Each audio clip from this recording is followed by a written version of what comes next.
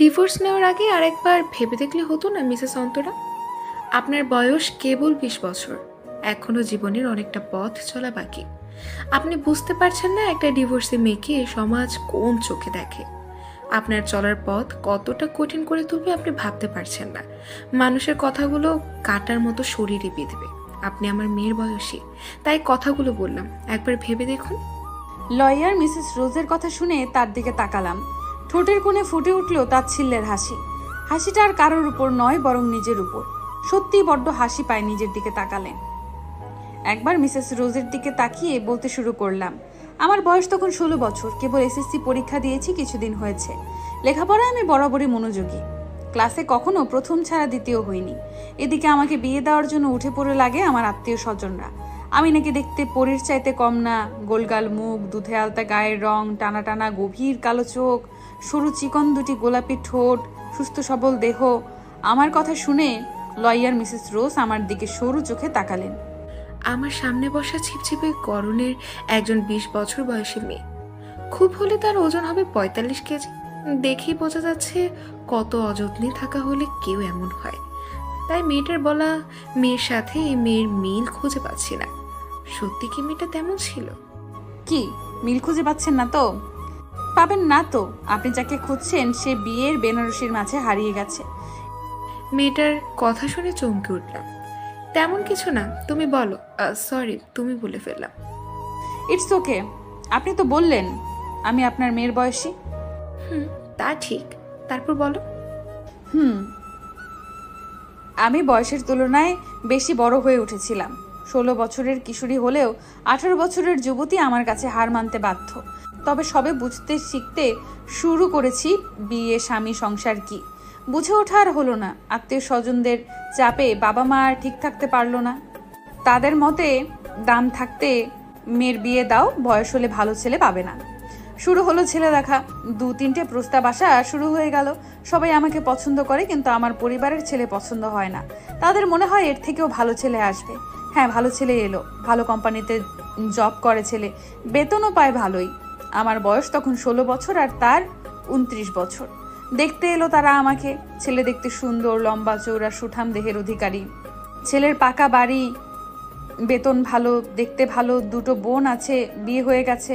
এখন যা আছে সবকিছুর মালিক ছেলে। আর কি চাই মেয়ের বিয়ে দেওয়ার জন্য? আমার ফ্যামিলিরও আর কিছু চাই না। তবে ছেলের বাড়ির মানুষের আমাকে পছন্দ হলেও আমার মাটির বাড়ি পছন্দ হলো না। আমার বাবা সামান্য একজন মুদির দোকানি। আমার থেকে 10 বছরের বড় এক ভাই আছে, লেখাপড়া করে বেকার ঘুরছে, চাকরি হয় না। সব মিলিয়ে ছেলের ফ্যামিলি আমাকে ছাড়া বাকি কিছুই পছন্দ হলো না। কিন্তু ছেলে নাকি আমাকে ছাড়া বিয়েই করবে না, তাই ফ্যামিলি হার মানলো তার কাছে। বিয়ে ঠিক হয়ে গেল। নাম বললে না এখনো তোমার স্বামীর? আরিয়ান আহমেদ। তারপর কি হলো বলো। সেদিন বাবার হাত ধরে অনেক কেঁদেছিলাম, আজও মনে আছে। বাবা, আমি এখন বিয়ে করব না, আমি পড়ালেখা করব, কলেজে পড়ব, তারপর ভার্সিটি পড়ে বড় একটা চাকরি করব। পড়ালেখা করে কোন দেশের মন্ত্রী হবে শুনি? একজন পড়ালেখা করে 26 বছরের দামড়া ছেলে হয়ে বাপের গাড়ি বসে বসে খাচ্ছে। ভাইয়া বসে বসে কোথায় খাচ্ছে? প্রতিদিন কোথাও না কোথাও চাকরির ইন্টারভিউ দিচ্ছে। তোমার ভাই চাকরি পেতে পেতে আমার বেহেস্তে চলে যাব। তুমি ভাইয়ার জন্য দোয়া না করে এমন কথা বললে? চাকরি হবে কেমন করে? আমি এত কথা শুনতে চাই না। বিয়ে যখন ঠিক হয় তখন সময় মতো বিয়ে হবে। বাবা, তুমি কিছু বলছো না কেন? তোর মা ঠিক কথাই বলেছে, বিয়ে ঠিক হয়ে গেছে, এখন কি করার আছে? না করে দাও, তাহলেই তো হয়ে যায়। লোকটাও অন্তরা থেকে বয়সে অনেক বড়। প্লিজ বাবা, না করে দাও। ছেলেদের একটু বয়স হওয়াই ভালো, সংসারে মর্ম বোঝে। ছেলে সব দিক থেকে ভালো, তাই বয়সের এত ডিফারেন্স। বাবা, তুমি না করে দাও। ওই লোক অন্তরাকে বুঝবে না। তুমি না পড়াও অন্তরাকে, আমি পড়াবো। নিজে বাপের ঘরে বসে বসে খাচ্ছে, আবার বড় বড় কথা। মা, আমি বাবার ঘাড়ে বসে খাচ্ছি না। টিউশনির টাকা দিয়ে আমার চলে যায়। এত টাকা পয়সা খরচ করে লেখাপড়া করিয়েছি শুধু নিজের খরচ চালানোর জন্য। এখন কোথায় বাপের পাশে দাঁড়াবে? আমি কি চেষ্টা করছি না? এত কথার দরকার নেই। নিজের জীবন গুছিয়ে নিতে পারছো না, আবার বোনের জীবনে বাধা দিচ্ছ। তার মানে এ বিয়ে হচ্ছে? হ্যাঁ হচ্ছে। আমাকে মাফ করে দিস রে বোন, তোর জন্য কিছু করার মতো ক্ষমতা আমার নেই, তবে এই বিয়েও চোখের সামনে দেখতে পারবো না। কোথায় যাচ্ছিস ভাইয়া? এই বিয়ে শেষ হওয়ার আগে আর বাড়ি আসবো না। ভাইয়া বাড়ি থেকে বের হয়ে গেল। মা নিজের কাজে চলে গেলেন আর বাবা চেয়ারে বসে আছেন। তাদের দিকে তাকালে সে মাথা নিচু করে ফেলে। আমিও দৌড়ে ঘরে গিয়ে দরজা বন্ধ করে দেই।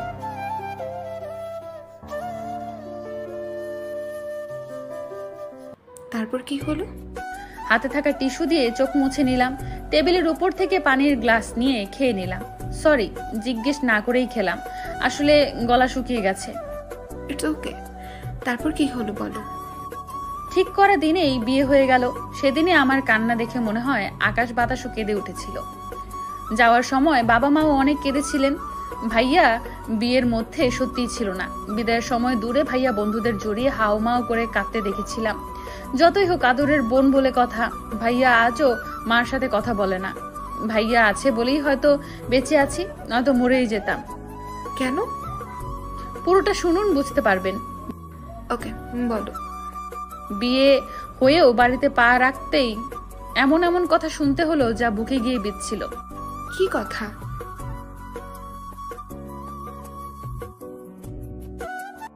ভাবি, কোন ফকিরের মেয়ে বউ করে এনেছো?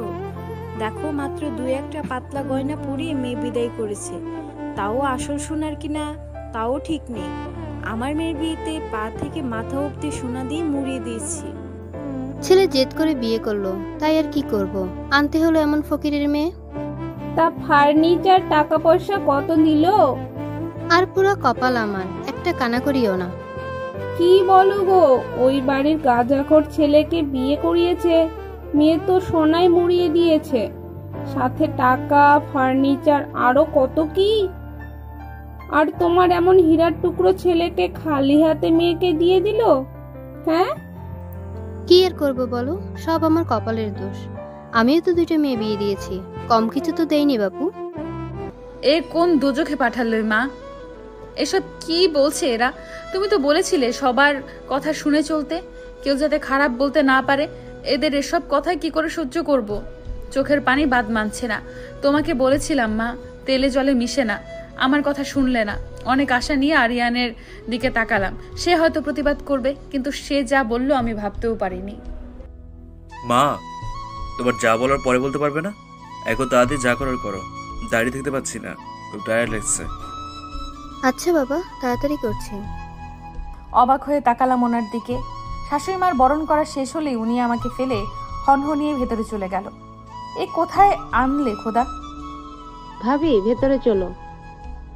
তিথি আপুর সাথে ভেতরে ড্রয়িং রুমে গিয়ে বসলাম। তিথি আপু আমার ছোট ননদ হলেও আমার থেকে 6-7 বছরের বড়। আর একজন আরিয়ানের বড় বোন বিথি, সে আরিয়ানের 2 বছরের বড়। আমাদের বাড়িতে যখন দেখতে গিয়েছিল সবার পরিচয় দিয়েছিল, তাই চিনতে প্রবলেম হয়নি। এখানে বসে আবার সবার কথা শুনতে লাগলাম।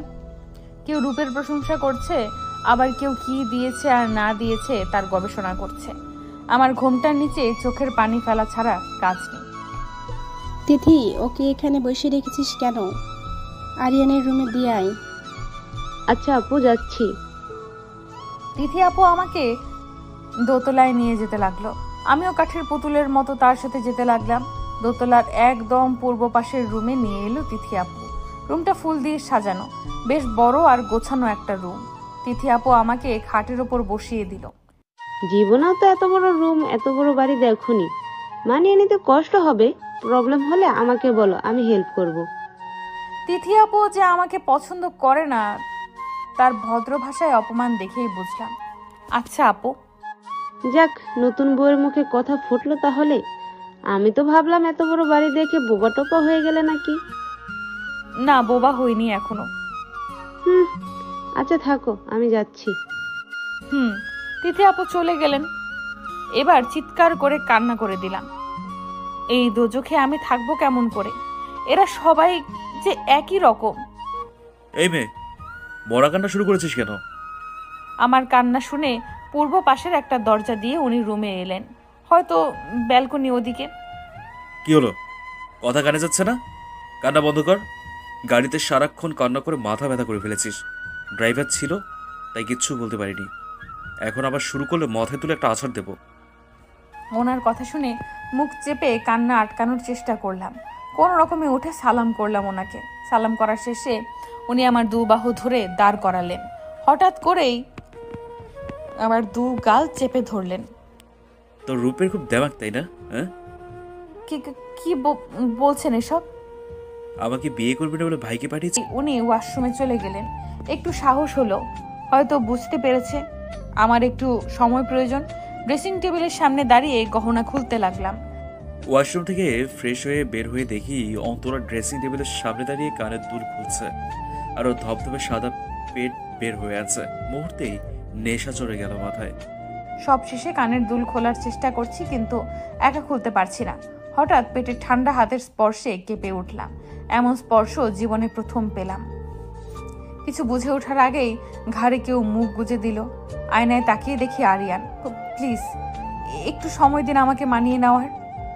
তোমাকে সময় দেওয়ার জন্য এত জেদ করে বিয়ে করলাম? তোমাকে প্রথম থেকেই মাথা খারাপ হয়ে গিয়েছিল। সারাদিন যত পড়ার সময় নাও, কিন্তু রাতটা আমার। উনি আমাকে আর কিছু বলতে না দিয়ে কোলে তুলে বিছানায় শুয়ে দিলেন। সে মেতে উঠল আমাকে নিয়ে, আর আমি তীব্র যন্ত্রণায় ছটফট করতে লাগলাম। সেটা দেখার সময় তার নেই। সে নিজের চাহিদা মেটাতে ব্যস্ত। রাত 3টে। ক্লান্ত হয়ে আমার বুকের উপর বেঘরে ঘুমাচ্ছে উনি, আর আমি নরক যন্ত্রণা ভোগ করছি। সারা শরীর ব্যথায় ছিঁড়ে যাচ্ছে, আর মনে হচ্ছে কেউ কাটা ঘায়ে লবণ ছিটিয়ে দিয়েছে। জ্বলে পুড়ে যাচ্ছে। এই ফ্যাসফ্যাস করে কাঁদবি না, একদম ঘুমাতে দে। আর একবার কন্যার শব্দ কনে এলে লথ দিয়ে বেড থেকে ফেলে দেবো। কথাগুলো বলে পাশ ফিরে বালিশে শুয়ে পড়ল উনি, আর আমি হাত দিয়ে মুখ চেপে ধরলাম যাতে শব্দ না হয়। উনি আবার ঘুমিয়ে পড়লে বেড থেকে উঠে দাঁড়ানোর চেষ্টা করলাম। দাঁড়িয়ে থাকার শক্তি শরীরে অবশিষ্ট নেই। ফ্লোরে বসে পড়লাম। নরক যন্ত্রণা কি এর থেকে বেশি হয়? আবার বেড ধরে উঠে দাঁড়ালাম। শাড়িটা কোনো রকম শরীরে জড়িয়ে বেড আর ওয়াল ধরে ধরে ওয়াশরুমে চলে এলাম। ঝর্ণা ছেড়ে ফ্লোরে বসে হাউমাউ করে কাঁদতে লাগলাম। মা গো, এ কোথায় পাঠালে আমায়? এরা আমাকে বাঁচতে দিবে তো? খুব কি বেশি বোঝা হয়ে গিয়েছিলাম বলো? অনেক বেশি কি খেতাম? পেটের ভাতটা দিতে পারতে না? পড়াশোনার অর্ধেক টাকাটা টিউশনি করেই জোগাড় করতাম। বললে বাকিটাও না হয় করে নিতাম। এমন দোজখে কেন পাঠালে? শরীরের চাইতে মনের যন্ত্রণা এখন বেশি হচ্ছে। হে আল্লাহ, ধৈর্য দাও। হ্যাঁ, একমাত্র আল্লাহ আমাকে এই যন্ত্রণা থেকে রক্ষা করতে পারবে। গোসল করে ধীরে ধীরে রুমে এসে চেঞ্জ করে জায়নামাজ বিছিয়ে বসে পড়লাম নামাজ পড়তে। দাঁড়িয়ে নামাজ পড়ার শক্তি আমার নেই। নামাজ পড়ে মোনাজাত তুললাম আল্লাহর কাছে। হে রহমানির রাহিম, পরম করুণাময় দয়ার সাগর, আমাকে ধৈর্য দাও, মানিয়ে নেওয়ার শক্তি দাও। জানি না তুমি আমার ভাগ্যে কি লিখে রেখেছো। তুমি যা করেছো ভালোর জন্যই করো। ধৈর্য ধরে সব বাধা পেরিয়ে যাওয়ার তৌফিক দান করো। এদের সবাইকে হেদায়েত দান করো, আর আমাকে ধৈর্য। আমি নামাজ পড়ে অনেকটা শান্তি লাগছে। জায়নামাজে বসে থাকতে থাকতেই ফজরের আজান দিয়ে দিল। ফজরের নামাজও পড়ে নিলাম। নামাজ শেষে আস্তে আস্তে উঠে জায়নামাজ ভাঁজ করে রেখে দিলাম। বেডের দিকে একবার তাকালাম। ইচ্ছে করছে না ওনার পাশে শুতে। দম বন্ধ হয়ে আসছে এই রুমে। ব্যালকনির দরজায় দিয়ে ব্যালকনিতে চলে গেলাম। ব্যালকনিতে একটা সোফা সেট পাতানো, সেখানে বসে পড়লাম। চুলগুলো এলিয়ে দিলাম। কখন চোখে ঘুম নেমে এলো টেরই পেলাম না। সকালে এই মেয়ে আবার কোথায় গেল? অন্তরা! উঠে দাঁড়িয়ে একটা টাওয়াল জড়িয়ে ওয়াশরুমে চলে গেলাম। শাওয়ার নিয়ে বের হয়ে দেখি অন্তরা এখনো রুমে আসেনি। ঘরের দিকে তাকিয়ে দেখি প্রায় 9টা বাজে। রুমের দরজা বন্ধ থেকে ব্যালকনিতে গেলাম। সোফায় ঘুমিয়ে আছে মহারানী। দাঁড়াও, তোমার ঘুম বের করছি আমি। রুমে গিয়ে এক গ্লাস পানি এনে মুখে ছুঁড়ে ফেললাম। মা, বৃষ্টি। ঘুম ভাঙলে সামনে তাকিয়ে দেখি আরিয়ান। আপনি কোন দেশের মহারানী? হ্যাঁ, সকাল 9টা পর্যন্ত ঘুমান? সরি, চোখ লেগে গিয়েছিল। আমি ফেরার আগে রুম গুছিয়ে পরিষ্কার করে ফেলবে। কোথায় যাবেন? ওর কথা শুনে পেছনে ঘিরে কাল চেপে ধরলাম। স্ত্রীও দেখে দেখাচ্ছ? হ্যাঁ, সেটা ভুলেও করতে চেও না। আজ সাবধান করলাম, পরের বার একই ভুল করলে। উনি আমাকে ধাক্কা দিয়ে সরিয়ে চলে গেলেন। চোখের পানি মুছে রুমের ভেতরে গেলাম। সব গুছিয়ে নিতে শুরু করলাম। আসবো ভাবি? হ্যাঁ আপু, আসুন। যাক, নতুন বউয়ের ঘুম ভাঙলো তাহলে। ভাইয়ের রুমে থাকলে এ রুমে আসার সাহস নেই কারো, তাই ডাকতেও পারিনি। ভাবি, তোমার গহনাগুলো দাও তো। অবাক হয়ে তাকালাম আপুর দিকে। কেন আপু? মা বলেছে দিতে, আজ থেকে সেগুলো মার কাছেই থাকবে। তোমার বাবা তো আর কিছুই দেয়নি। আপু, ওগুলো আমার মায়ের গহনা, মাকে ফেরত দিয়ে দেব।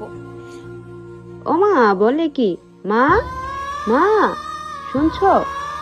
আপু মাকে ডাকতে ডাকতে চলে গেল, আর আমি আমার কাজে মন দিলাম। একটু পর আরিয়ান কোথা থেকে এসে আমার চুলের মুঠি ধরে গালে থাপ্পড় বসিয়ে দিল। আমি অবাক হয়ে তাকালাম ওনার দিকে। তোর সাহস কিভাবে, হ্যাঁ, আমার বোনের সাথে খারাপ আচরণ করার? আমি তো আপুকে শুধু বলেছি গহনাগুলো আমি মাকে দিয়ে দেব। তুই বলতে চাইছিস আমার বোন মিথ্যে বলছে? তোকে কালই বলেছিলাম আমার মা বোনের সাথে খারাপ আচরণ করলে আমার থেকে খারাপ আর কেউ হবে না। উনি আবার মারতে আসলে তিথি আপু আটকালেন। কি করছিস ভাইয়া? বাড়ি ভর্তি মেহমান, এখন যদি কেউ এসব জানে, মান সম্মান সব ধুলোয় মিশে যাবে। তুই চল আমার সাথে। দাঁড়া। দিদির হাত ছাড়িয়ে অন্তরার সামনে দাঁড়ালাম। লাস্ট ওয়ার্নিং দিচ্ছি, আমার মা আর বোনদের সাথে ভুলেও খারাপ আচরণ করেছিস তো আমার থেকে খারাপ আর কেউ হবে না। কথাটা বলে হনহনিয়ে বের হয়ে গেলেন রুম থেকে। তিথি আপু আমার দিকে তাকিয়ে একবার তাচ্ছিল্যের হাসি দিয়ে বের হয়ে গেলেন। থুপ করে বসে পড়লাম বেডে। গাল ব্যথায় ছিঁড়ে যাচ্ছে, স্পর্শ করতে পারছি না। চোখ থেকে টপ টপ করে পানি পড়ছে। আল্লাহর কাছে একটাই কথা বললাম, ধৈর্য দাও সহ্য করার।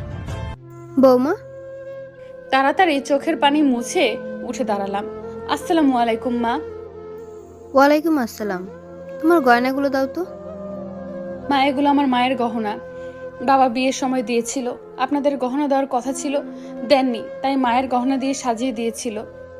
তোমার মতো ফকির বাড়ির মেয়েকে বাড়ির বউ করে এনেছি, এটাই তোমার সৌভাগ্য। আবার গয়না? মা, যা বলার আমাকে বলুন, আমার মা বাবাকে কিছু বলবেন না দয়া করে। তোমার এত বড় সাহস, আমার মুখে মুখে কথা বলো? আরিয়ান, কোনো মেয়েই পারবে না নিজের বাবা মায়ের অপমান সহ্য করতে। আরিয়ান কোথায় গেল? এখন এসব বাদ দাও, নতুন বউ দেখতে এসেছে অনেকে।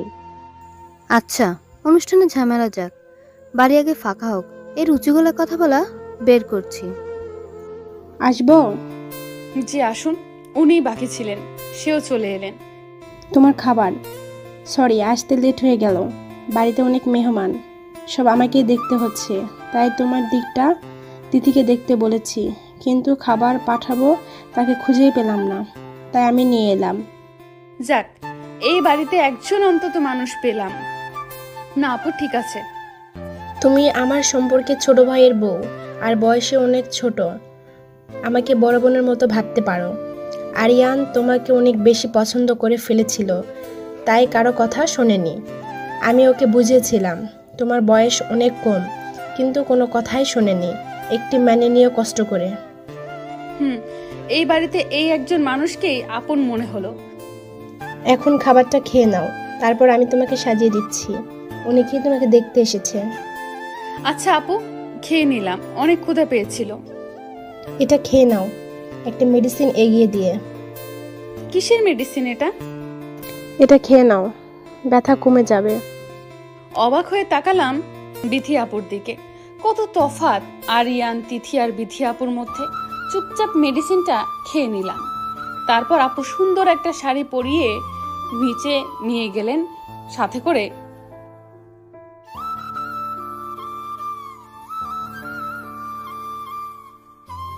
তারপর কি হলো? বউ ভাতের অনুষ্ঠান শেষে আমাদের বাড়িতে চলে গেলাম। আমাদের বাড়িতে গিয়ে আমি আরিয়ানকে চিনতে পারছিলাম না।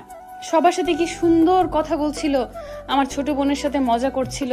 আমাদের বাড়িতে আমার সাথে খারাপ ব্যবহারও করেনি। ভাইয়াও বাড়ি চলে এসেছে, তার সাথে কত আড্ডা। আমার মা সহ প্রতিবেশী সবাই আরিয়ানের প্রশংসায় পঞ্চমুখ। ভাইয়াও ভেবে নিল আমি হয়তো সুখী হব। আমিও ভেবেছিলাম আরিয়ানকে হয়তো ভুল বুঝেছিলাম আমি। দুদিন আমাদের বাড়িতে থেকে আবার চলে এলাম আমার শ্বশুর বাড়ি। পরদিন সকালেই আমার ভুল ভেঙে গেল। আরিয়ানকে আমি ঠিকই বুঝেছিলাম। কেন? কি করেছিল পরদিন সকালে?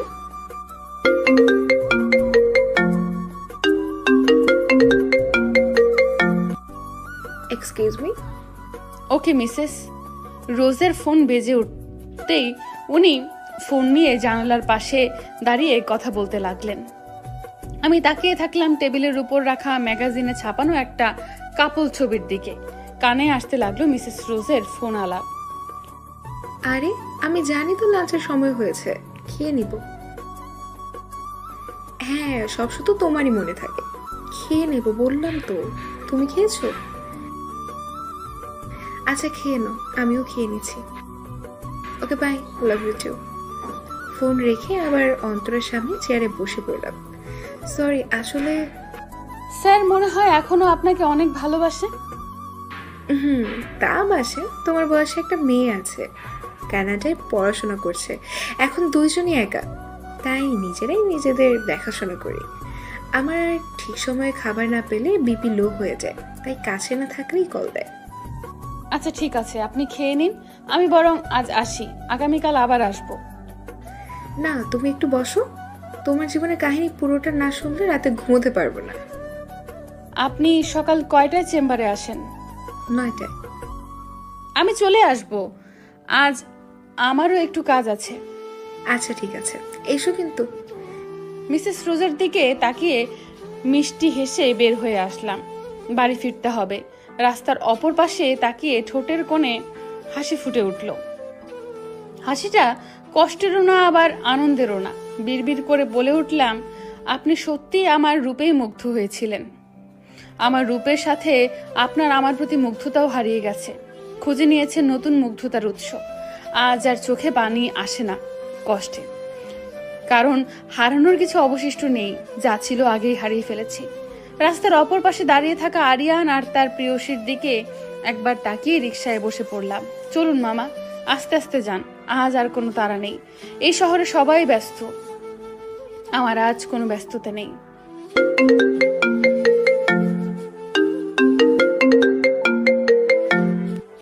হ্যাঁ জ্যোতি বল। জ্যোতি আমার বেস্ট ফ্রেন্ড। কোথায় তুই? বাড়ি ফিরছি। কেন? একটু ভার্সিটির সামনে আয়। কিন্তু প্লিজ ইয়ার। ওকে ওকে আসছি। রিক্সা নিয়ে আমার ভার্সিটির সামনে এলাম। হ্যাঁ, আমি এখন অনার্স 2য় বর্ষে পড়ি। সেটা ভাইয়ের জন্য পসিবল হয়েছে। কি ব্যাপার জ্যোতি? আজকে ভার্সিটি এলি না কেন? ক্লাস তো হয়নি, তাই আসিনি। কোথায় গিয়েছিলি এখন? লয়ারের কাছে। আমি কোনোদিন বিয়েই করব না, তোকে দেখে বিয়ের স্বাদ মিটে গেছে। আরে বোকা, সবাই এক হয় নাকি? আর সবার কপাল কি আমার মতো পোড়া হয়? পৃথিবীর সবাই যদি এক হতো আর সবার কপাল যদি আমার মতো পোড়া হতো, তাহলে সমাজ থেকে বিয়ে নামক প্রথাই উঠে যেত।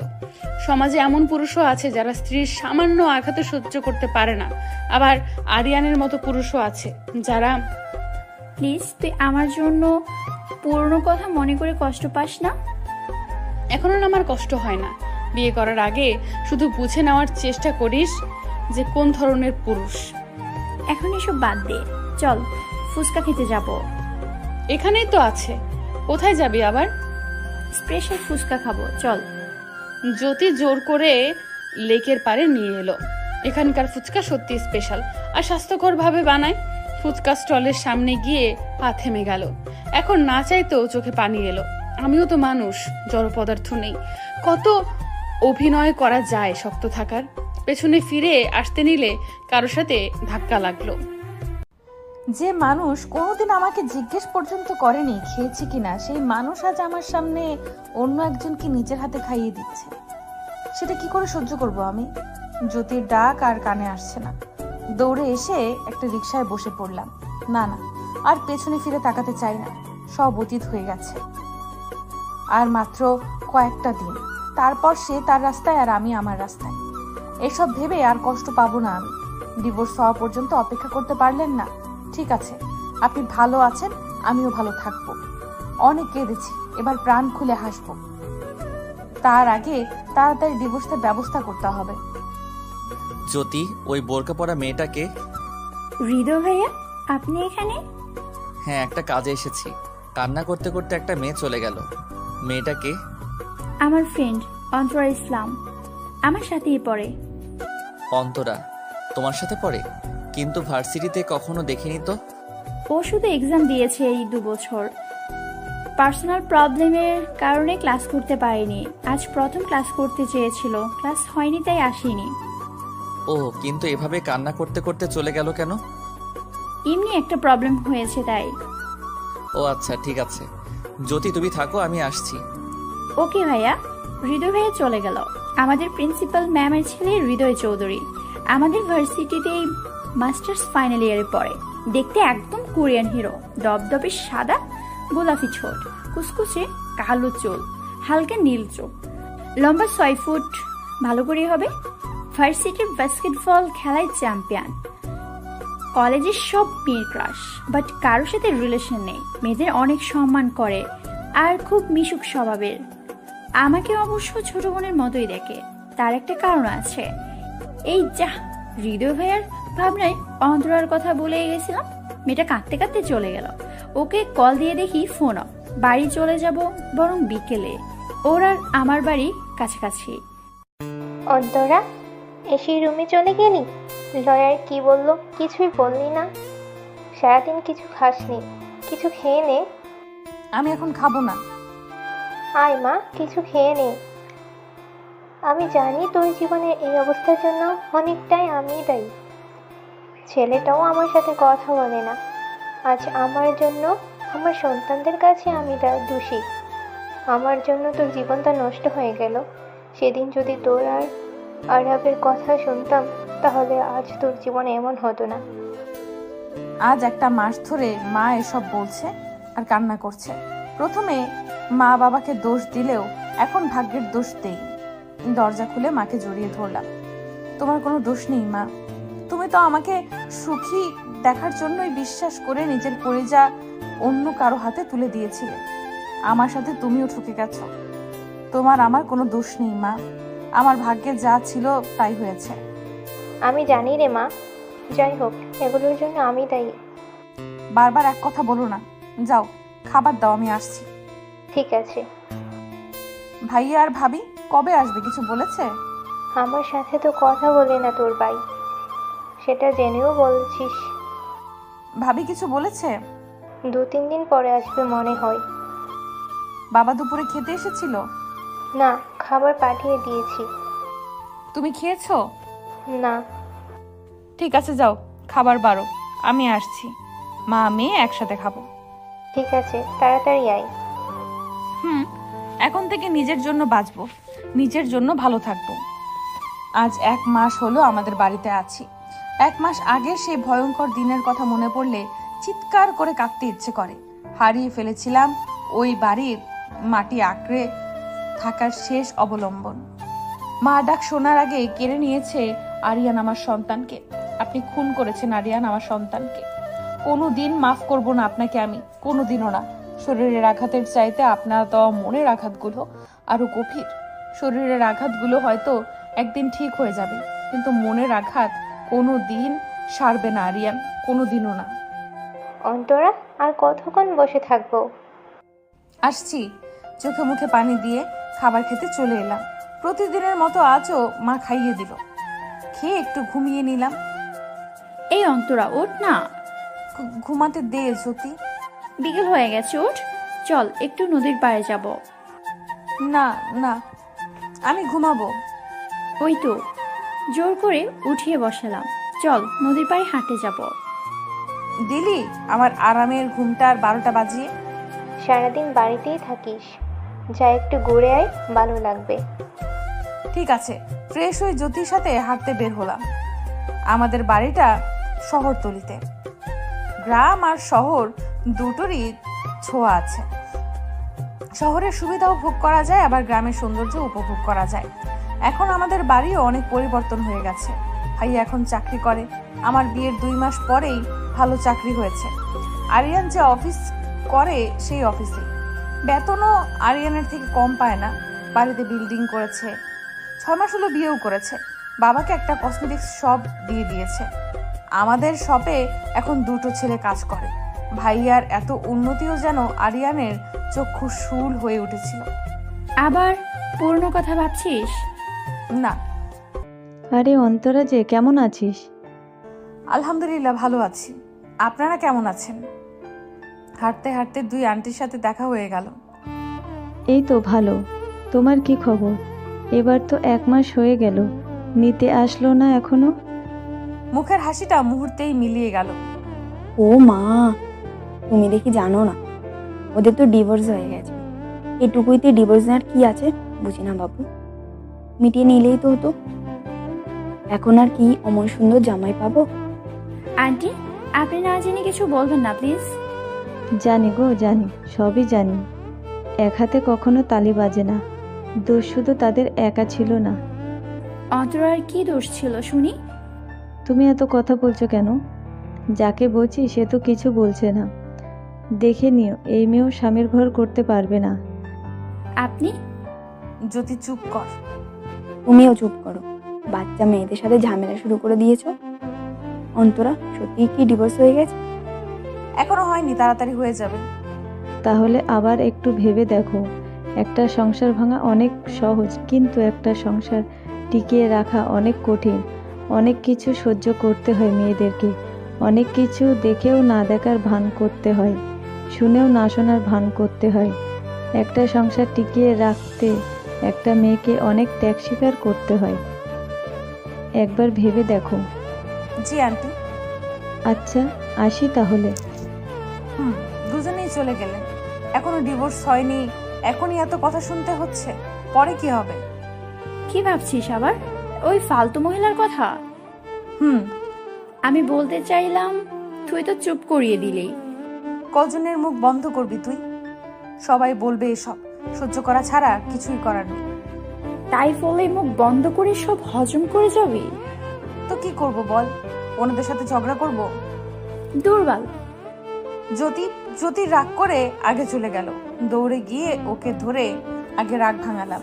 তারপর দুজনে একটু হাঁটাহাঁটি করে যার যার বাসায় চলে গেলাম। তোমার মেয়ে কোথায় জ্যোতির মা? কেন গো, কি হয়েছে? তোমার মেয়ে দেখলাম অন্তরার সাথে ঘুরছে। ও মেয়ে তো ডিভোর্স নিচ্ছে, শুনেছো? হ্যাঁ গো, মেয়েটার কপাল পোড়া। শ্বশুরবাড়ির একটা মানুষও ভালো না। এত সুন্দর মেয়েটার কপালটা কি হলো? শোনো বাপু, এক হাতে কখনো তালি বাজে না। দোষ ওদেরও নিশ্চয় আছে। তোমার মেয়ের এখনো বিয়ে দাওনি। মেয়ে যেন অন্তরার সাথে থেকে থেকে তার মতো বিগড়ে না যায়, এই আমি তোমাদের ভালো চাই, তাই বলতে এলাম। অন্তরার সাথে মেয়েকে মিশতে দিও না। খুব ভালো জান আমার, তাই মায়ের কান ভাঙাতে চলে এসেছেন। জ্যোতি, এইভাবে কেউ বড়দের সাথে কথা বলে? সম্মান তাদেরই করা যায় যারা সম্মানের যোগ্য। কারো ভালো করতে নেই এই দুনিয়ায়। জান, আমার ভালো আপনাদের করতে হবে না, যত সব ফাউল মহিলা। জ্যোতি, তুমি ভালো করে জানো মা অন্তরা কেমন মেয়ে, আর ওর সাথে কি কি হয়েছে। হ্যাঁ জানি, আমি তোকে বলেছি না অন্তরার থেকে দূরে থাকতে, কিন্তু বড়দের সাথে এভাবে কথা বলবি না। তুমি বলো, উনি কি সম্মান পাওয়ার যোগ্য? জ্যোতি, অন্তরা যদি ভুলেও এসব কথা জানতে পারে, কোনোদিন আমার সাথে কথা বলবে না। তুমি ওকে চেনো, আর আমি অন্তরার সাথে কথা না বলে থাকতে পারবো না। আমি ওর সাথে কথা না বলে ও বড্ড একা হয়ে যাবে। ও এসব কথা জানবে না, কিন্তু তুই আর কারোর সাথে এভাবে কথা বলবি না। আচ্ছা। বাসায় এসে কিছুক্ষণ মার সাথে গল্প করে রুমে এসে একটু পড়তে বসলাম। বাবা আসলে একসাথে ডিনার করে রুমে এসে শুয়ে পড়লাম। ওই আন্টিদের কথা ভাবতে লাগলাম, সত্যিই কি আমারও দোষ আছে? কম তো চেষ্টা করিনি সংসারটা টিকিয়ে রাখতে। ভাবতেই চোখের কোণ বেয়ে এক বিন্দু পানি বালিশে গড়িয়ে পড়ল। এখন যে আমি ক্লান্ত হয়ে গেছি, আর পারবো না প্রতিনিয়ত নিজের সাথে যুদ্ধ করে এই সংসার টিকিয়ে রাখার চেষ্টা করতে। এখন আমি মুক্ত আকাশে প্রাণ ভরে নিঃশ্বাস নিতে চাই।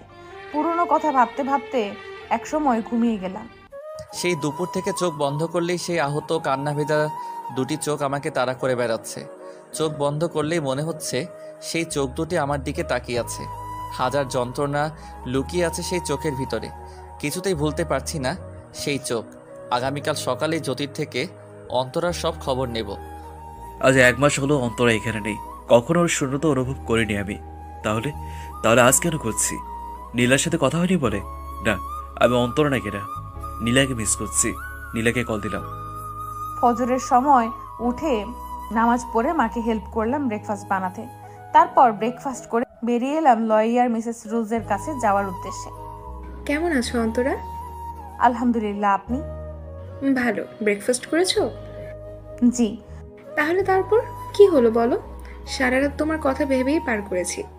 বলছি, 2 দিন আমাদের বাড়িতে কাটিয়ে ও বাড়িতে চলে গেলাম। সকালে ফজরের আজান শুনে ঘুম ভাঙলো। উঠে অজু করে ওনাকে ডাকলাম ওঠার জন্য। শুনছেন, ফজরের আজান হয়েছে, নামাজ পড়বেন না?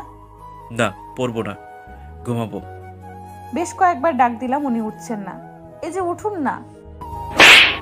বারবার বলছি নামাজ পড়বো না, কানে যাচ্ছে না? 2 দিন একটু ভালো করে কথা বলেছি আর মাথায় চড়ে বসছিস। এজন্যই তোদের মতো ছোট লোকদের সাথে ভালো ব্যবহার করতে নেই। অবাক হয়ে তাকিয়ে আছি ওনার দিকে। কি এমন করেছি আমি? 2 দিন ভালো ব্যবহার করেছি বলে বউয়ের অধিকার দেখাতে আসবি না। এখন দূর হচ্ছে সামনে থেকে। চোখের পানি মুছে নামাজ পড়তে শুরু করলাম। মানুষ এত অভিনয় কি করে করতে পারে? সব সময়ের মতো আজও আল্লাহর কাছে ধৈর্য ছাড়া চাওয়ার আর কিছুই পেলাম না। নামাজ শেষ করে রুম থেকে বের হলাম।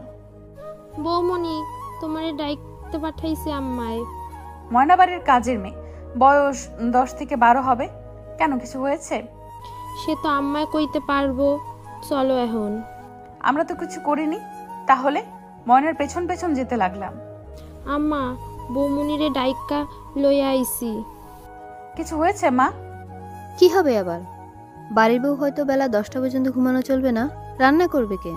এতদিন যে আমি করেছি, এখন থেকে তুমি করবে। রুটি আর সবজি রান্না করো। আরিয়ান আবার আজ থেকে অফিস যাবে। নাও তাড়াতাড়ি শুরু করো, দেরি হয়ে যাবে। কিন্তু মা, আমার কথা শেষ হওয়ার আগে মা কিচেন থেকে চলে গেলেন।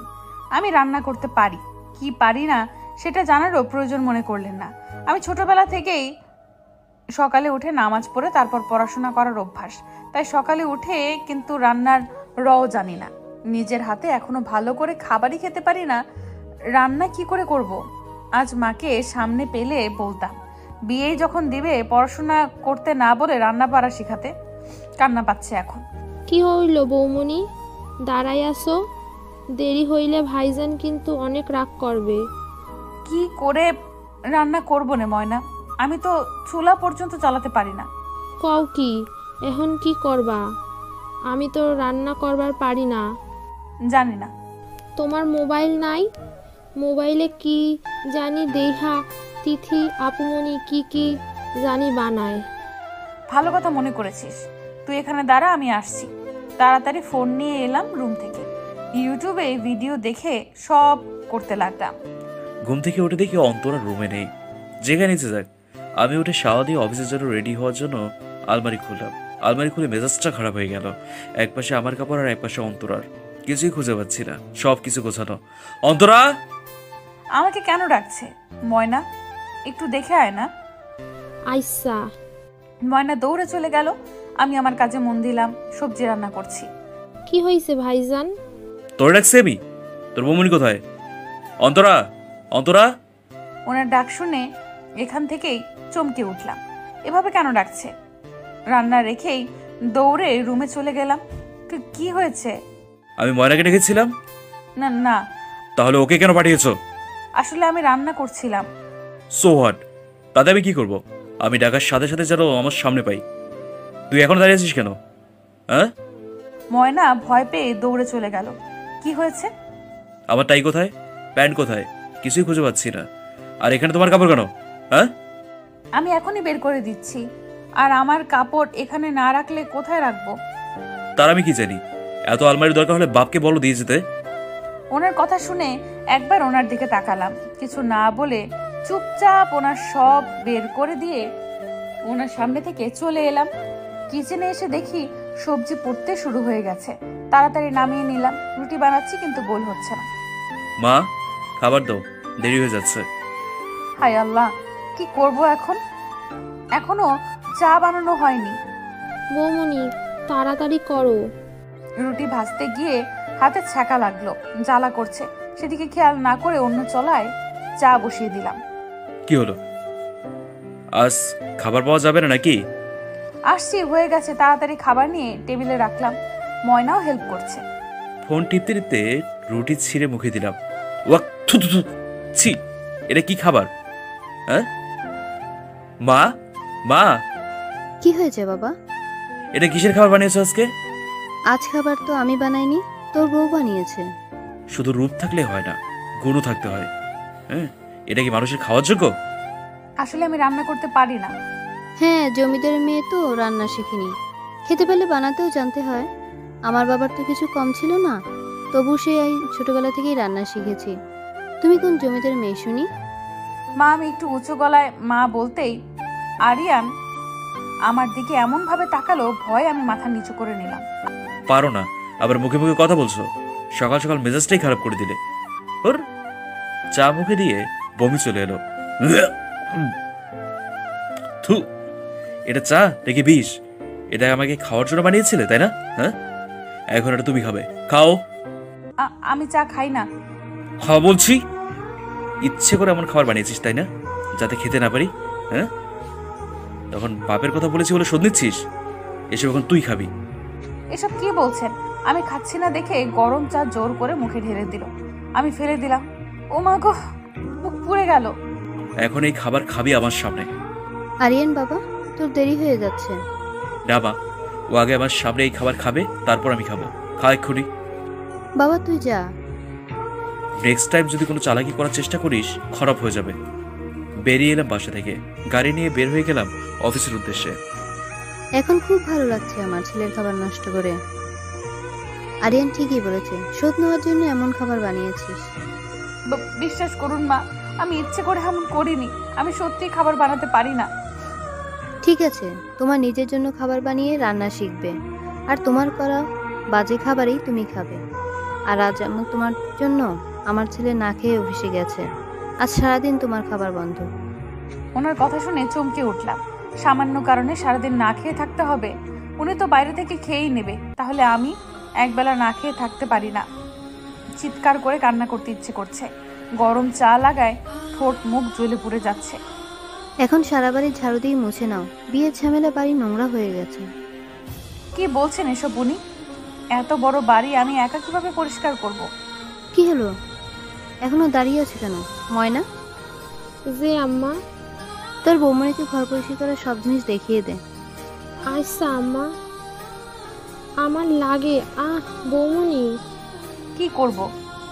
যদি এখন বলি ঘর ঝাড়ু দিতে পারি না, আবার কতগুলো কথা শুনতে হবে। ময়নার সাথে গিয়ে সারা বাড়ি পরিষ্কার করতে লাগলাম। ঝাড়ু দিয়ে মুছে শেষ করতেই দুপুর গড়িয়ে গেল। ক্ষুধায় আর হাত পা চলছে না। এক কাজ করতেই দুপুর গড়িয়ে বিকেল হয়ে গেল। হয়ে গেছে। কাজ শেষ করে শাওয়ার নিয়ে নিলাম। ক্ষুধায় মনে হচ্ছে জান বেরিয়ে যাবে। বৌমা, কটু শুনেছিলাম, মায়ের ডাকে আবার উঠলাম। জি মা। এই শার্টগুলো আয়রন করে রাখো। আচ্ছা, করছি। আমার মুখে মুখে কথা বলা, তাই না? এবার দেখ কেমন লাগে। সবগুলো শার্ট আয়রন করে ভাঁজ করে রাখলাম। আবার মাথা ঘুরছে, শুয়ে পড়লাম। আর পারছি না। সারাদিনে কিছু পেটে পড়েনি। কখন ঘুমিয়ে পড়েছি টেরই পাইনি। বৌমনি, ও বৌমনি, কিছু বলবি ময়না? আম্মা তোমাকে ডাকছে। তুই যা, আমি আসছি। উঠে ঘড়ির দিকে তাকিয়ে দেখি রাত 9টা বেজে গেছে। উঠে নিচে নেমে এলাম। মাথা প্রচন্ড ঘুরছে। ডাকছেন মা? এই দেখো না, তুমি যে সত্যি সারাদিন না খেয়ে আছো মনেই নেই। তুমিও কিছু বলনি। এসো কিছু খেয়ে নাও, নাকি আরিয়ান এলে খাবে? উনি এলেই একসাথে না হয় খেয়ে নিব। আচ্ছা ঠিক আছে, তাহলে আমি রুমে যাচ্ছি। আরিয়ান এলে একসাথে খেয়ে নিও। মা চলে যেতেই টেবিল গুছিয়ে নিলাম। তারপর রুমে চলে এলাম। উনি এলেন রাত 11টায়। উনি ফ্রেশ হয়ে ওয়াশরুমে গেলে আমি নিচে চলে গেলাম ওনার খাবার দিতে। খাবার সাজিয়ে বসে আছি অনেক সময়, কিন্তু উনি আসছে না। তাই রুমে গেলাম ডাকতে। খাবেন চলুন, রান্না আমি করিনি, মা করেছে। বাইরে থেকে খেয়ে এসছি, খাবো না। কিন্তু কোনো কথা একবার বললে বোঝো না তুমি? হ্যাঁ, আর কিছু না বলে নিচে এসে সব খাবার ফ্রিজে তুলে রাখলাম। আমার খিদে মরে গেছে, ইচ্ছে করছে না খেতে। 2 গ্লাস পানি খেয়ে চলে এলাম। উনি বেডে বসে ল্যাপটপে কাজ করছে, তাই আমি চুপচাপ একপাশে শুয়ে পড়লাম। চোখে ঘুম লাগতেই পেটে হাতের স্পর্শে ঘুম ভেঙে গেল। চোখ মেলে তাকাতেই ঘাড়ে গরম নিঃশ্বাস অনুভব করলাম। কিছু বলতে যাবার উনি ঘাড়ে কিস করতে শুরু করলেন। আজ আমি অনেক ক্লান্ত। ক্লান্তি আমি দূর করে দিচ্ছি। আমার কথার কোনো দাম ওনার কাছে নেই। উনি ওনার কাজে ব্যস্ত আর আমি চোখের পানিতে বালিশ ভেজাতে। কি বলবো বুঝতে পারছি না। মিসেস রোজের কথা শুনে মৃদু হাসলাম। আমাকে সান্ত্বনা দিতে কিছু বলতে হবে না, তবে এটা বলুন 4টা বছর তাদের এমন অত্যাচার সহ্য করেও সংসার টিকিয়ে রাখার চেষ্টা করেছি। এখনো আমার ডিভোর্স নেওয়ার আগে একবার ভাবা উচিত। একবার নয় 1000 বার ভেবেছি, আবার চেষ্টা করব, কিন্তু নিজের কাছেই হেরে গেছি। আর পারবো না। 4 বছরে কোনো পরিবর্তন হয়নি? হয়েছে, তবে ভালোর বদলে খারাপ। দিন দিন তাদের আচরণ আরো খারাপ হতে থাকে। যে আমি নিজের হাতে খাইনি, সে আমি একটা পুরো পরিবারের রান্না করেছি। যে আমি কখনো নিজের কাপড় ধুয়ে দেখিনি, সে আমি একা হাতে তাদের সবার কাপড় ধুয়ে আয়রন করেছি। নিজের রুম পরিষ্কার করিনি কখনো, আর পুরো বাড়ি পরিষ্কার করেছি প্রতিদিন। ছোটবেলা থেকে পড়াশোনায় ভালো বলে কখনো কিছু করিনি, শুধু পড়াশোনা নিয়েই থাকতাম। বলার আগেই মা সব করে দিত। আর এই বাড়িতে আমি ছিলাম সবার প্রয়োজন মেটানোর মেশিন। সারা দিন কাজ করে সন্ধ্যা হলেই চোখে ঘুম নেমে আসতো। তখন আবার রাত 11টা পর্যন্ত আরিয়ানের জন্য অপেক্ষা করে বসে থাকতে হতো। উনি এলে খাবার দিলাম, কখনো খেত, আবার কখনো বাইরে থেকেই খেয়ে আসতো। আর আমি রোজ তার জন্য না খেয়ে অপেক্ষা করতাম। কখনো এটাও জিজ্ঞেস করতো না খেয়েছি কিনা। রাতে না খেতে খেতে রাতে খাওয়ার অভ্যাসটাই চলে গেল। ঘুমাতে যেতে বেশিরভাগ সময়ই রাত 12টা বেজে যেত। তখন আবার আরিয়ানের চাহিদা মেটানোর খোরাক হয়ে যেতাম। কখনো যদি বলতাম আজ আমি ক্লান্ত, সেটা তার কানেই কোনোদিন পৌঁছয়নি। মানিয়ে নিতে শুরু করলাম এসবের সাথে। বিয়ের 1 মাস পর এসএসসির রেজাল্ট দিল, গোল্ডেন A+ পেয়েছিলাম। আরিয়ানের কাছে বললাম আরো পড়তে চাই, সে সাফ না করে দিল। শাশুড়ি মা বললেন বাড়ির বউ কলেজে যাবে, তাহলে বাড়ির কাজ কে করবে? বাবার বাড়ি যাওয়ার নাম করে ভাইয়ের সাহায্যে কলেজে ভর্তি হলাম। কলেজের সব খবর জ্যোতির সাহায্যে পেয়ে যেতাম। আরিয়ানের জন্য রাতে যখন অপেক্ষা করতাম তখন বসে বসে পড়তাম। আরিয়ান আসার সময় হলেই বই লুকিয়ে রাখতাম। 1 মাস যেতেই আরিয়ানের কাছে ধরা খেয়ে যাই। সেদিনের কথা মনে হলে আজও ভয়ে আত্মা কেঁপে ওঠে। কেন? সেদিন খেয়ালই করিনি আরিয়ানের আসার সময় হয়েছে।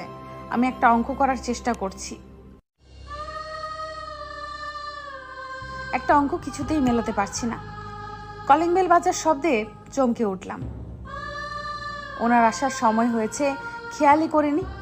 বই না লুকিয়ে দৌড়ে গিয়ে দরজা খুলে দিলাম। দরজা খুলতে একটু দেরি হলে আমার খবর আছে। চলে এসেছেন, আপনি ফ্রেশ হয়ে আসুন, আমি খাবার দিচ্ছি। আমি খাবো না, বাইরে থেকে খেয়ে এসছি।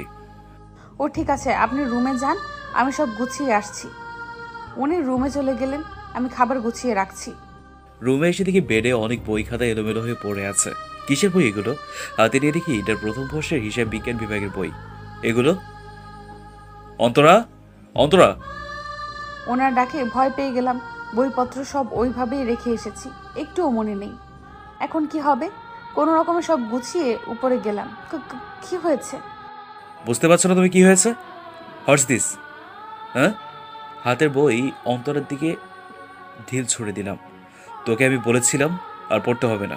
তুই আমার অনুমতি ছাড়া কোন সাহসে ভর্তি হয়েছিস? আমার কথা অমান্য করার সাহস হয় কি করে? হাও? আমি আসলে... তুই আবার কথা বলছিস কোন সাহসে? কলেজে নতুন নতুন ছেলে পড়ে, তার জন্য ভর্তি হয়েছিস? হ্যাঁ? তোর রূপ দেখাতে কলাতে চাস? আমাকে দিয়ে তোর হচ্ছে না? উনি কি বলছেন এসব? জোরে চিৎকার করে বললাম। মুহূর্তেই উনি আমার গলা চেপে ধরলেন। তোর সাহস দেখে আমি অবাক হচ্ছি। আজ তোকে এমন শিক্ষা দেব, আমার সাথে উঁচু গলায় কথা বলা তো দূর, আমার দিকে তাকাতে তোর আত্মা কেঁপে উঠবে। কি করবেন? আমার কথা শেষ হতেই ধাক্কা দিয়ে ফ্লোরে ফেলে দিলেন। কোমরের বেল্ট খুলে আঘাত করলেন পিঠে। মা গো! ওর মুখ চেপে ধরলাম। চুপ, সবাই ঘুমোচ্ছে। তোর চিৎকারে যদি একজন মানুষেরও ঘুম ভেঙে যায়, একদম খুন করে ফেলবো। আমাকে কিছু বলতে না দিয়ে ওড়না দিয়ে মুখ বেঁধে দিলেন। আমি শুধু ইশারায় না করে যাচ্ছি, কিন্তু ওনার সেদিকে কোনো খেয়াল নেই। মুখ বেঁধে ইচ্ছা মতো মারছেন, আর আমি গলা কাটা মুরগির মতো ছটফট করছি।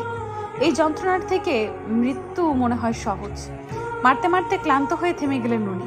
তারপর আমার মুখ খুলে আমার সামনে হাঁটু গেড়ে বসলেন। এই গলা দিয়ে আমার সাথে উচ্চস্বরে কথা বলার আগে আজকের কথা 1000 বার ভাববি। কাঁদতে কাঁদতে ক্লান্ত হয়ে গেছি আমি। এক বিন্দু নড়াচড়া করার শক্তি আমার নেই। শুধু চোখ দিয়ে বৃষ্টি ঝরে যাচ্ছে। আর তোর পড়াশোনাটা, হ্যাঁ? ওকে, সারা বছর যত পড়িস পড়, যখন বছর শেষে পরীক্ষা দিতে না পারবি সেটাই হবে আমার কথা অমান্য করার শাস্তি। একটা মানুষ কিভাবে পারে একটা মানুষকে এভাবে আঘাত করতে? তোমার শুধু ডিভোর্স নয়, আরিয়ানের নামে কেস করা উচিত। কিছু অন্যায়ের শাস্তি প্রকৃতি দেয়, আমার বিচার আমার উপরওয়ালার কাছে দিয়েছি। এসব জানোয়ারদের ছেড়ে দেওয়া মানে তাদের কাজকে সমর্থন করা। আমি ওর কিছুই করতে পারবো না। আমাদের দেশের আইন ব্যবস্থা টাকার গোলাম। মানছি এখন আমার ভাইয়ার অবস্থা ভালো, কিন্তু একটা কেস চালাতে অনেক টাকার প্রয়োজন। আমি চাই না আমার জন্য আমার ভাইয়ার সব শেষ করুক, ওর জীবন নষ্ট হোক। ভাইয়া এসবের অনেক কিছুই জানে না, জানলে আরিয়ানকে খুন করে ফেলবে। তাই তো আপনার কাছে একা এসেছি। এইভাবে ছেড়ে দেবে এই জানোয়ারকে? আমি ছাড়লেও আমার উপরওয়ালা ছাড়বে না। তার কাছে সব অন্যায়ের বিচার সঠিক সময়েই হয়। ওকে, তারপর কি করলে বলো? সেদিন রাতেই আমার প্রচন্ড জ্বর হলো। আমার দেখাশোনা করার সময়ও বাড়িতে কারণ নেই, আর আমি কোনো কাজও ঠিকমতো করতে পারছি না। তাই আমাকে রেখে তারা কি করবে? মার কাছে পাঠিয়ে দিল। সবাই জানলো আমি ওয়াশরুমে পড়ে গিয়ে ব্যথা পেয়েছি, কিন্তু ওষুধ লাগাতে গিয়ে মা বুঝতে পারলো কি হয়েছে আমার সাথে। মা জিজ্ঞেস করতেই হাউ মাউ করে কেঁদে উঠলাম মাকে জড়িয়ে। মাও কেঁদে যাচ্ছেন। যে মেয়েকে কখনো ফুলের টোকাও দেয়নি, সেই মেয়ের এই অবস্থা দেখে বাবাও কান্না করে দিল। ভাইয়াকে কিছু জানানো হলো না, তাহলে আরিয়ানকে খুনই করে ফেলবে। তোমার বাবা মা কিছু বললেন না? বললেন ধৈর্য রাখো, সব ঠিক হয়ে যাবে।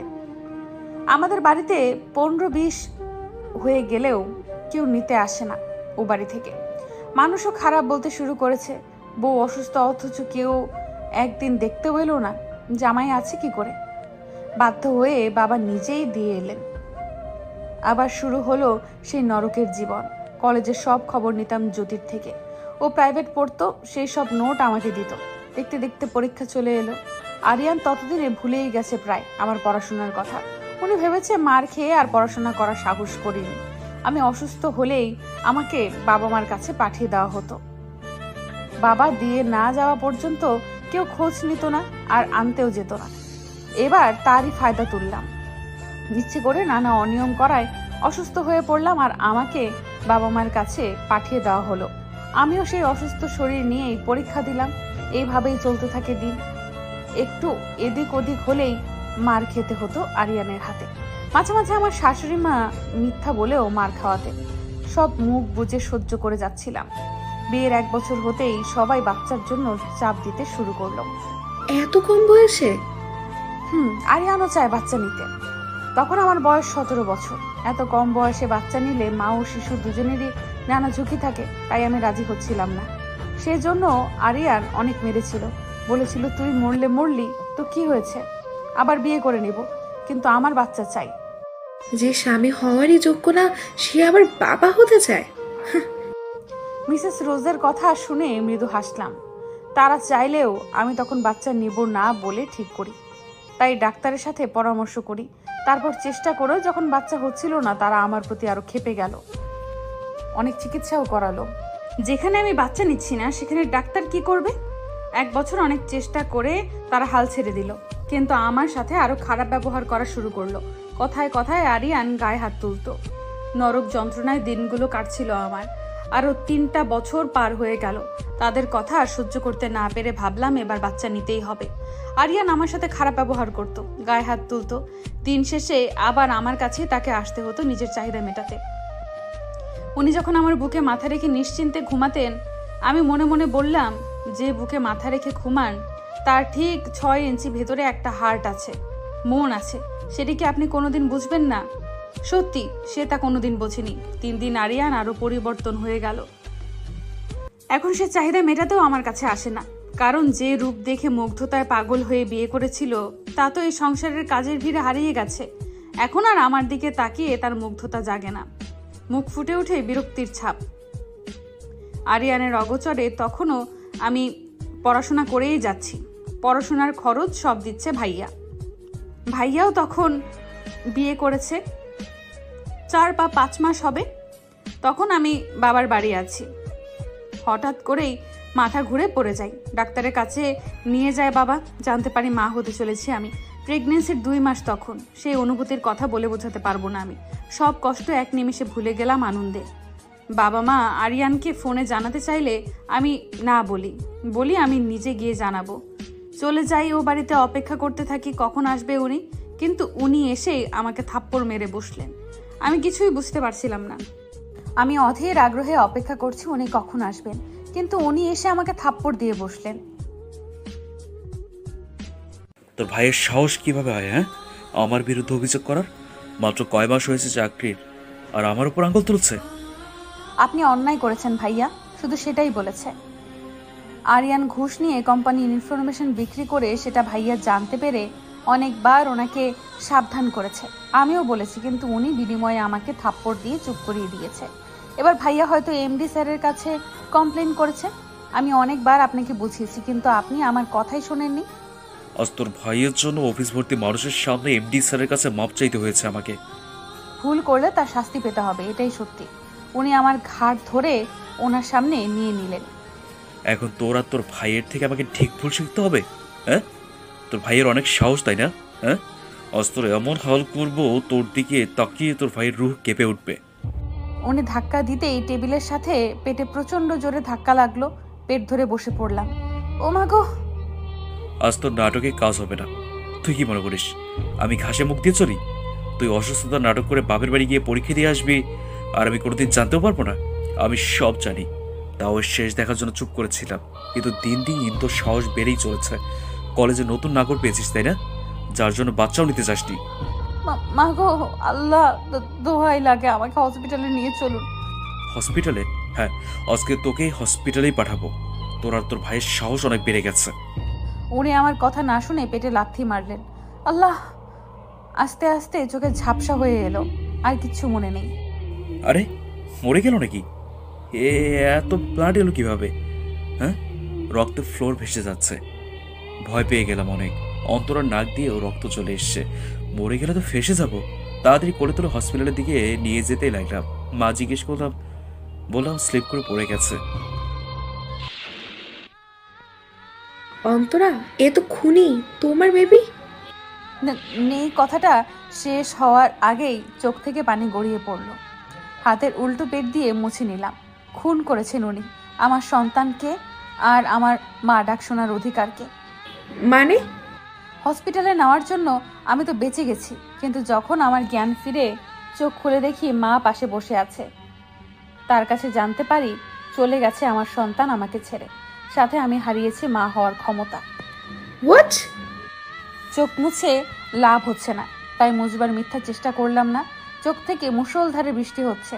প্রথমে আরিয়ান যখন আমাকে ধাক্কা দেয় তখন আমার বেবি নষ্ট হয়ে যায়, আর লাথি মারার ফলে জরায়ু ফেটে যায়। তাই আমাকে বাঁচাতে অপারেশন করে বাদ দেওয়া হয় জরায়ু। গলা ধরে আসছে বলতে। এসব জানার পর আমার শাশুড়ি সাফ জানিয়ে দেয় যে গাছ ফল দিতে পারবে না, তার কোনো দরকার নেই তাদের। তারপর থেকে বাবা মার কাছেই আছি। এসব শুধু বাবা মা জানে, ভাইয়া কিছুই জানে না। সে শুধু জানে বাচ্চা হবে না বলে তারা নিবে না। আর ভাইয়াও এমন মানুষের কাছে আমাকে রাখতে চায় না যার কাছে আমার কোনো মূল্য নেই। এসব ভাইয়া জানলে আরিয়ানকে খুন করতে একবারও ভাববে না। বাবা কেস করতে চেয়েছিল, আমি আটকিয়েছি। আমার সুস্থতার জন্য এতদিন অপেক্ষা করছে সবাই। আরিয়ান কিছু করার আগেই আমি করতে চাই। আমি জাস্ট বিশ্বাস করতে পারছি না মানুষ এত জঘন্য হতে পারে। আপনি হয়তো খেয়াল করেননি, আমার মতো এমন অন্তরা আমাদের সমাজে হাজারটা আছে। কেউ এসব থেকে বের হতে পারে, আবার কেউ সারা জীবন এমন নির্যাতন সহ্য করে কাটিয়ে দেয়। আবার কেউ হেরে গিয়ে আত্মহত্যা করে নেয়। আবার কেউ প্রতিনিয়ত মানুষের কাছে ডিভোর্সি শব্দ শোনাটাই এর থেকে ভালো মনে করে। আচ্ছা, এত কিছু বললাম, এসবের আসল কারণটাই বললাম না। কি? বিয়ের সময় বাবা কিছু দেয়নি, এটা ছিল তাদের প্রথম রাগ। আরিয়ানের রাগ ছিল আমার বিয়েতে না করে দেওয়া। শাশুড়ি মা অনেকবার বাবার থেকে এটা সেটা নেওয়ার কথা বলেছে, না করায় মিথ্যে বলে আরিয়ানের কাছে মার খাইয়েছে। আর আস্তে আস্তে আমার সৌন্দর্য কমতে থাকে, আর আমার প্রতি আরিয়ানের বিরক্তি বাড়তে থাকে। আমার ভালো কাজও তাদের খারাপ লাগতো। আমার বলার মতো কোনো ভাষা নেই। তুমি সাইন করে দাও, আমি তাড়াতাড়ি করার জন্য চেষ্টা করছি। তবে আরিয়ানের মতো জানোয়ারদের এভাবে ছেড়ে দেওয়া ঠিক না। ছেড়ে কোথায় দিচ্ছি? দেশের আইন হয়তো টাকার বিনিময়ে ভুল বিচার করতে পারে, কিন্তু উপরওয়ালা ঠিকই বিচার করবে। আমার বিচার তার কাছে। আমিও দেখি কি বিচার করে আমার বিচারক। সাইন করে দিলাম, কিন্তু কেন জানি না একটুও কষ্ট হলো না। একটু সময় লাগবে। ঠিক আছে, তাহলে আজ আমি আসি। ঠিক আছে, এসো। চলে এলাম মিসেস রোজের চেম্বার থেকে। আর মাত্র কয়েকটা দিন আরিয়ান, তারপর আপনি স্বাধীন, আর আমিও।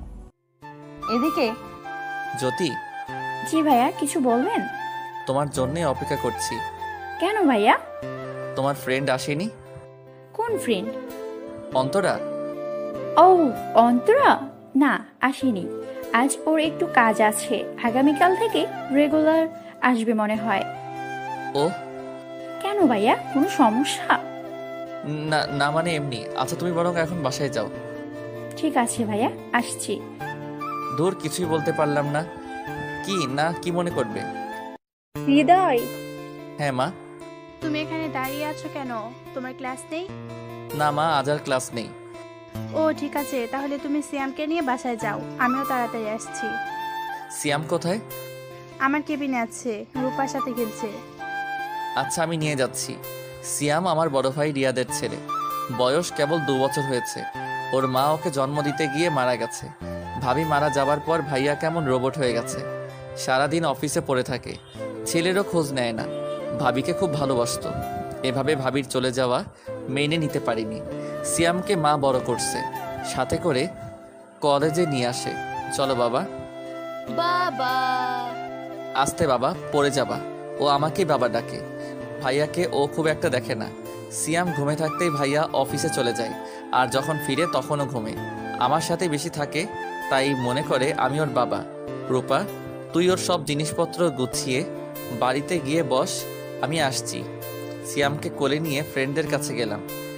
বাড়ি এসে শাওয়ার নিয়ে বের হলাম। কি হলো? কিছুদিন সময় লাগবে।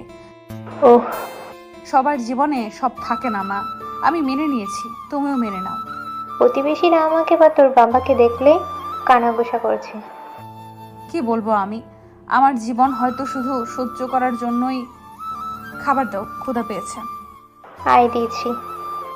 আমরা বিয়ে কবে করছি? কি হলো, কি ভাবছো?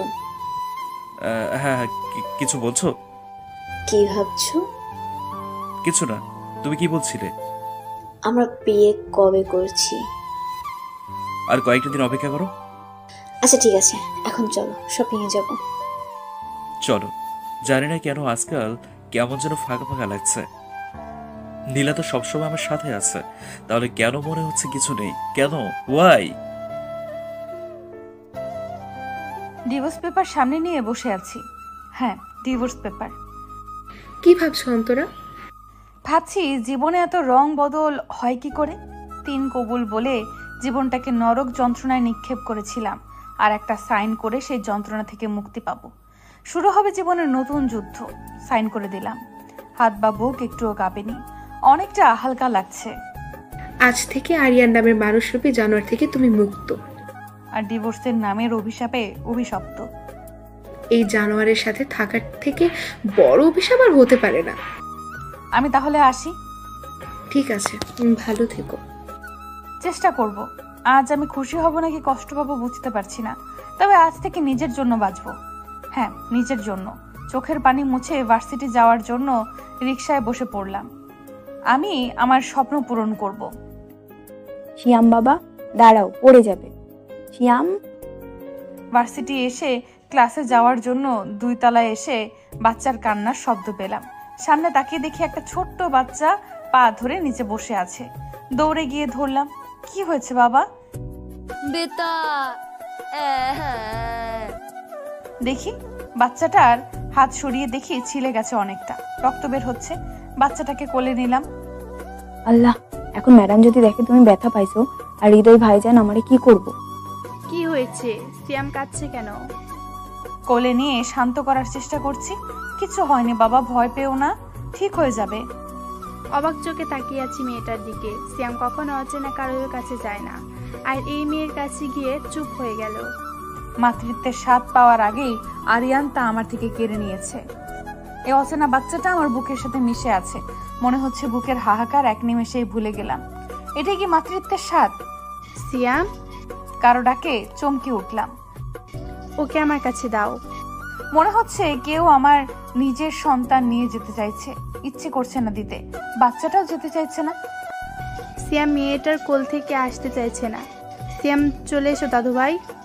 এক প্রকার জোর করেই বাচ্চাটা আমার কোল থেকে নিলেন। আমার কেন কষ্ট হয়? রূপা, কোথায় থাকিস তুই? ও ব্যথা পেল কিভাবে? সরি ম্যাডাম, শিয়াম আমার কথা না শুনে দৌড়াতে গিয়ে পড়ে গেছে। হৃদয়, জানলে তোর খবর আছে। এখন দাঁড়িয়ে না থেকে তাড়াতাড়ি গিয়ে মেডিসিন লাগিয়ে দে। জি ম্যাডাম। রূপাকে এইসব বলে সামনে তাকিয়ে দেখি মেয়েটা এখানেও সিয়ামের দিকে অদ্ভুত মায়াভরা চোখে তাকিয়ে আছে। রূপা, এখনো দাঁড়িয়ে আছিস কেন? যা। তোমার নাম কি? এখনো সিয়ামের যাওয়ার পথে তাকিয়ে আছে। শুনতে পাচ্ছ? জি, কিছু বলছেন? বলছি তোমার নাম কি? জি, আমার নাম অন্তরা ইসলাম। কোন ডিপার্টমেন্ট পড়ো? Accounting department, second year. তোমাকে তো আগে দেখেছি বলে মনে হচ্ছে না। আসলে আমি ক্লাস করিনি এতদিন, শুধু এক্সাম দিয়েছি। ও ঠিক আছে, তোমার ক্লাস শুরু হয়ে গেছে মনে হয়। তাড়াতাড়ি যাও। আর সিয়ামকে সেভ করার জন্য ধন্যবাদ। ওর নাম সিয়াম? হুম, ঠিক আছে, আমি আসছি। আসসালামু আলাইকুম। ওয়ালাইকুম আসসালাম। তাড়াতাড়ি ক্লাসে যেতে লাগলাম, অনেক দেরি হয়ে গেছে। সিয়াম নাকি ব্যথা পেয়েছে, তাই ওর কাছে যাচ্ছিলাম। হঠাৎ কারোর সাথে ধাক্কা লাগলো। আজকাল অফিসের কাজও মন বসে না। নীলার কেয়ারগুলো কেমন ন্যাকামি মনে হয়। কি হয়েছে আমার? কেন এমন লাগছে যেন আমার খুব আপন কাউকে হারিয়ে ফেলেছি? স্যার। কি হয়েছে? স্যার, আপনার নামে একটা চিঠি এসেছে। আমার নামে? জি স্যার। খামটা পিয়নের হাত থেকে নিয়ে খুলতে লাগলাম। যত খুলছি হার্টবিট ততই ফাস্ট হচ্ছে। কিন্তু কেন? Divorce paper. অন্তরা সাইন করে ডিভোর্স পেপার। দম বন্ধ হয়ে এসছে এটা দেখে। এতদিন তো এটার অপেক্ষায় ছিলাম, তাহলে আজ কেন এটা হাতে পেয়ে খুশি হতে পারছি না? হাত থেকে পেপারটা পড়ে গেল। কি হয়েছে তোমার আরিয়ান? কই কিছু না। তাহলে তুমি এত ঘামছো কেন? এত নার্ভাস কেন লাগছে তোমাকে? কই কিছু না তো। এটা কি? ও মাই গড, ফাইনালি! এত অপেক্ষার পর। নীলা, তুমি অপেক্ষা করছো কিসের? তাড়াতাড়ি সাইন করো। আপরটা আগেই করে দিয়েছে।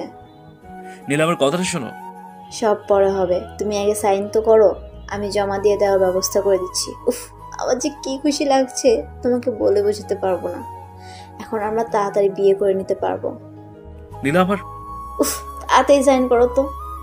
নীলা আমার কথা শুনছেই না। আমি বুঝতে পারছি না কেন পারছি না সাইন করতে। আমি তো এখন শুধু নীলাকে ভালোবাসি। তাহলে আমি চাই না সাইন করব না। আমি চাই সাইন করব। আমি শুধু নীলাকে চাই। কলম পেপারের উপর নিতেই হাত প্রচন্ড কাঁপতে শুরু করলো। কি হলো আরিয়ান? জানি না কেন সাইন করতে পারছি না। আমার দিকে তাকাও আরিয়ান। তুমি শুধু আমাকে ভালোবাসো আর আমি তোমাকে। অন্তর আমাদের মাঝে এসেছিল আরিয়ান, ওর যেতেই হতো। হ্যাঁ, আমি শুধু তোমাকে ভালোবাসি। নিজেকে শক্ত করে আবার সাইন করতে নিলাম। অন্তরা সাইন দেখে কেন জানি চোখ ভরে উঠলো। কাবা কাবা হাতে সাইন করে দিলাম। চপ করে এক বিন্দু পানি ডিভোর্স পেপারে পড়লো। নিজের চোখে হাত দিয়ে নিজেই অবাক হয়ে গেলাম। আমার চোখে পানি কেন? উফ, কি যে শান্তি লাগছে। এখন শুধু আমাদের বিয়ে করার পালা। দাও পেপারটা। নীলা পেপারটা নিয়ে চলে গেল। মনে হচ্ছে কিছু হারিয়ে ফেললাম। নীলার সাথে আমার বিয়ের আগে থেকে সম্পর্ক ছিল। ওর বাবা আমাদের সম্পর্কটা মেনে নেয় না। ওর বিয়ে দিয়ে দেয় অন্য কারোর সাথে। এরপর মা অনেক মেয়ে দেখিয়েছে, কিন্তু পছন্দ হয়নি। অন্তরাকে প্রথম দেখেই ভালো লেগেছিল, কিন্তু অন্তরা না করে দিলেও রাগ উঠেছে। বিয়ের 1 মাস পরে নীলা এই অফিসে জয়েন করে। সে আমার জন্য নিজের স্বামীকে ছেড়ে চলে এসছে। আমি কি করব বুঝতে পারছিলাম না। আস্তে আস্তে অন্তরা কেমন যেন হয়ে যেতে থাকে। সেই রূপ লাবণ্য হারিয়ে যেতে থাকে, যা দেখে পাগল হয়ে ওকে বিয়ে করেছিলাম। আমিও ধীরে ধীরে আবার নীলার প্রতি দুর্বল হয়ে পড়ি। অন্তরার সাথে আরো বেশি খারাপ আচরণ করতে থাকি, যাতে ও চলে যায়। আর যখন চলেই গেল তখন কেন কষ্ট হচ্ছে, এর উত্তর কোথায় পাবো? কারোর সাথে ধাক্কা লেগে পড়ে যাচ্ছিলাম, তার আগে ধরে ফেলে। তাকিয়ে দেখি একটা ছেলে, চেনা চেনা লাগছে। অন্তরা? আগে সোজা হয়ে দাঁড়ালাম। জি, কিছু বললেন? কিছু না, তোমার কি শুধু আমার সাথে ধাক্কা খাওয়া ছাড়া কাজ নেই? সরি, বাট এর আগে আপনি আমাকে দেখেছেন? চেনেন আমাকে? যে চোখের জন্য রাতের ঘুম হারাম হয়ে গেছে সেই চোখ আমি চিনতে পারবো না? সরি, কি বলছেন বুঝতে পারছি না। কিছু না, তোমার ক্লাসে লেট হচ্ছে। ও হ্যাঁ, তাড়াতাড়ি ক্লাসে গেলাম। তোমার চোখের পানির কারণ না জানা পর্যন্ত আমি ঘুমাতে পারবো না। অন্তরার কথা না ভেবে সিয়ামের কাছে গেলাম। কি হয়েছে বাবা তোমার?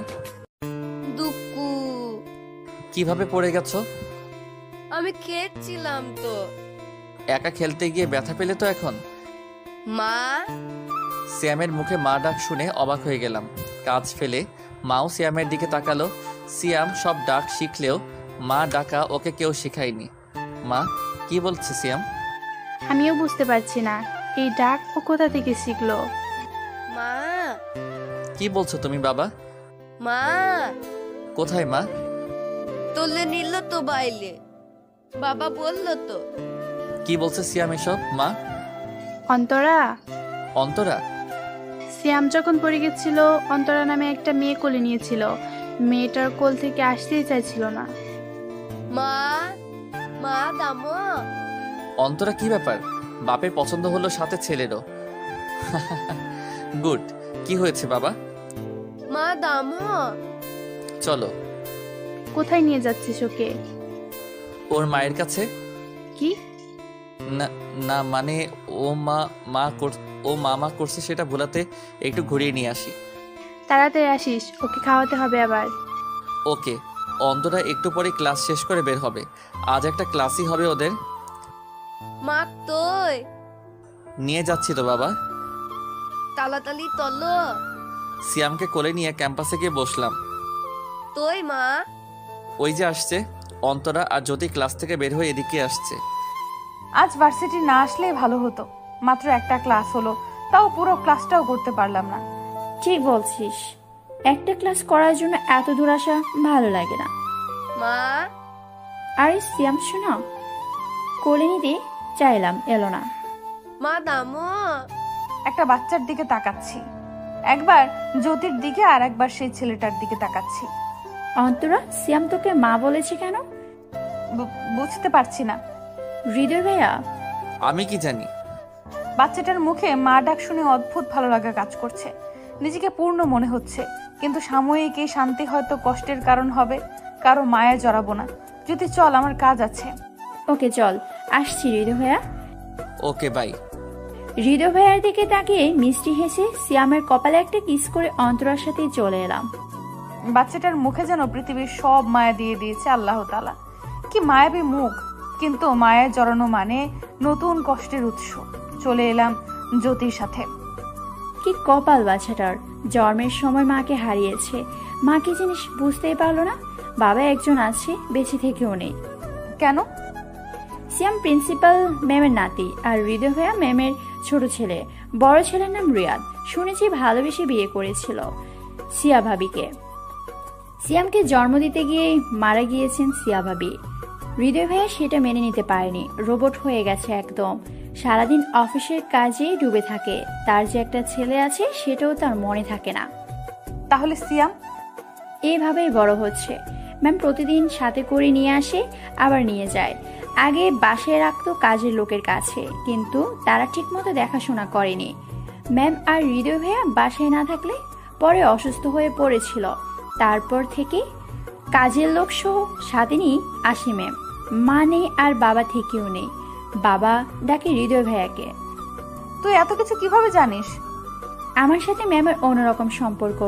একদিন ম্যাম বাড়ি ফেরার পথে অ্যাক্সিডেন্ট করেছিল আমার সামনে।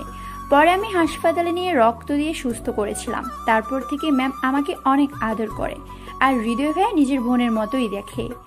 ও, নিজের কষ্টটা হালকা মনে হয়।